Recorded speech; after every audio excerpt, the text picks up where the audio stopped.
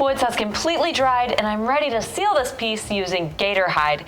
Gator Hide is a tough top coat. It's water repellent, so it's the perfect choice for this planter that'll be outdoor in the elements. When applying Gator Hide, you want to use a sponge so that you have no streaks. Use extremely light pressure, very gently. Go in the same direction each time applying the Gator Hide.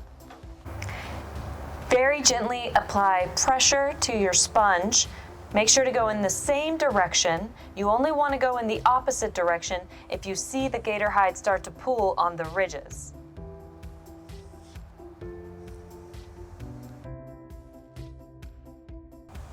Don't worry if you don't get full coverage with your first coat of Gator Hide, because when you do your second coat, you will get full coverage.